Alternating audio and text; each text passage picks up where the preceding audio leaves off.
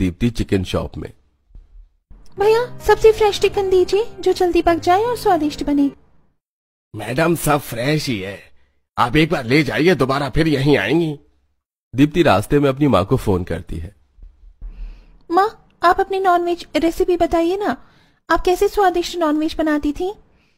मैंने कभी कहाँ बनाया बेटी नॉनवेज, ये सब तो नौकर चाकर है वही बनाते हैं।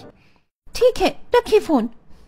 अब अमीर और गरीब बहू दोनों ही अपनी रसोई में नॉनवेज और हरी सब्जियों को बनाने में जुट जाती हैं। जहां गुंजन सभी खड़े मसाले को सिलबट्टे पर पीसकर उनके मसाले को अच्छे से भूनकर अपनी हरी सब्जी बना रही थी, वहीं दूसरी तरफ दीप्ति। चलो 4-5 रेसिपी तो मैंने फोन में देख ली हैं और इंग्रेडिएंट्स भी देख लिए। अब फटाफट चिकन टिक्का, मटन करी, कबाब, चिकन तंदूरी, नॉनवेज बना लेती हूँ। अब देखना, पहले रसोई का खाना तो मेरा किसी को पसंद ही नहीं आया, लेकिन अब पक्का सब उंगली चाटते रह जाएंगे। अब फिर से दीप्ति अपनी नॉनवेज डिशेस को डाइनिंग टेबल पर परोसती है।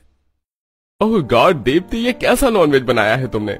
इसमें कौन सा मसाला यूज किया है? ये तो पूरा कड़वा लग रहा है और इतना तीखा कि गला जल रहा है इसे खाने में। दीप्ति भाभी अब आप ये बात मान लो कि आपको नॉनवेज बनाना बिल्कुल भी नहीं आता। तभी दूर खड़ी गुंजन कहती है, माँ जी अगर आप कहें तो मैं अपनी हरी भरी सब्जियां जो मैंने बनाई हैं वो लेकर आऊं।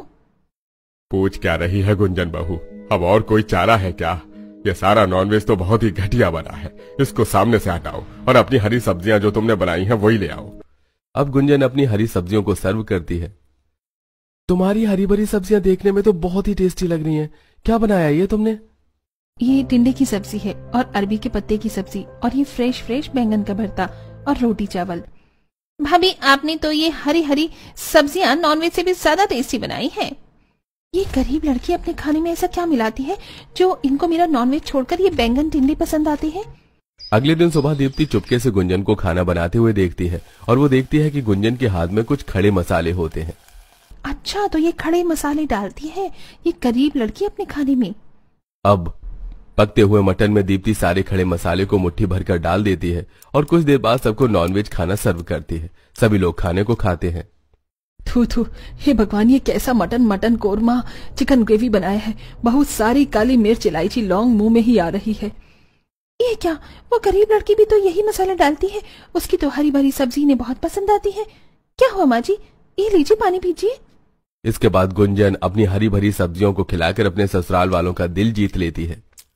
गुंजन बहू तू ही ठीक है जो सही समय पर आकर हमें अपनी ये हरी सब्जियां खिला देती है, वरना इस नॉनवेज के चक्कर में तो हमें ढंग का खाना ही नसीब ना हो। ऐसे ही कुछ दिन गुजरते हैं।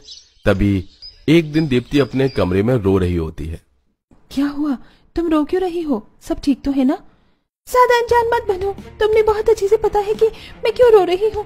मैं इतनी मेहनत से नॉनवेज बनाती हूँ लेकिन सबको तुम्हारी हरी भरी सब्जी ही पसंद आती है।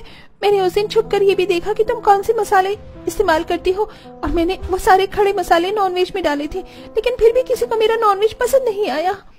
क्या आपने खड़े मसाले अपने नॉनवेज में डाला और फिर भी वो अच्छा नहीं बना? कैसे डाला था? क्या पैकेट से निकाला और नॉनवेज में पलट दिया?